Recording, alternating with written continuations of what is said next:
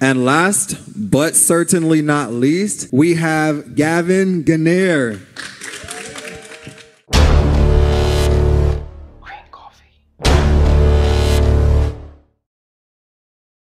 Are you in a career? If so, what it is? Or if you're not, what are you thinking about transitioning to? I am in a career for over 15 years as an educator. Education. God bless you. Yeah, God bless you. I did work 5 years as a vice principal, but right now I'm back in the classroom. Okay. But I just did my master's in instructional design, so hopefully very soon a door will open for me to permanently switch out of education. Awesome. I heard an educator say, "Glory to God." They're rooting for you. What are your current hobbies? My hobbies, I enjoy binging shows. I love Marvel, anything Marvel. Yeah. I also don't do it as much right now, but I did get into off-road biking. When I lived in Boston, I used to actually hike, but here in Florida, it's flat and dangerous. So I learned that you can get away faster from creatures when you're on a bike. So that's I know my that's hobby. right. Yeah. Okay, I like that.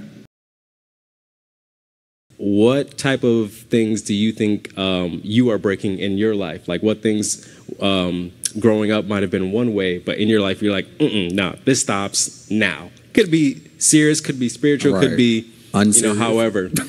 Well, I really can't think of anything. When I talk to my sister and my brother, I always say apples and trees, because I am my mother. Really? Yeah. So more from a cultural perspective, I would say the saying, children are to be seen, not heard. Mm-hmm. That's one of the things as an educator that I seek to break. Yes. I believe children should be heard. Exactly. What they have to say is important, and they should be listened to.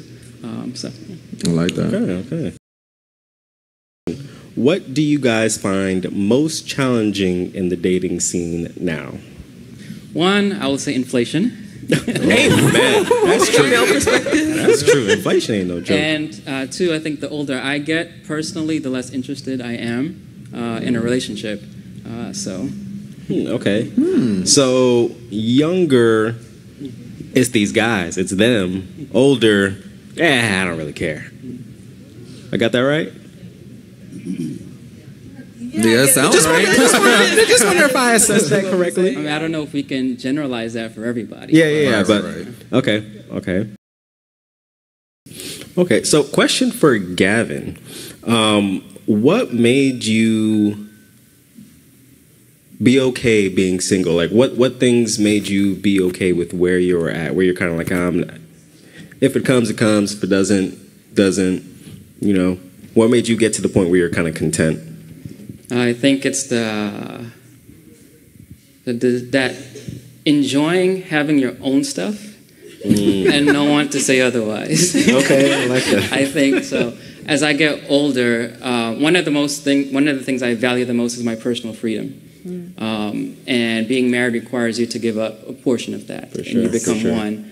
So as I get older, because I've been with myself, I guess, for a longer period of time, I value it even more.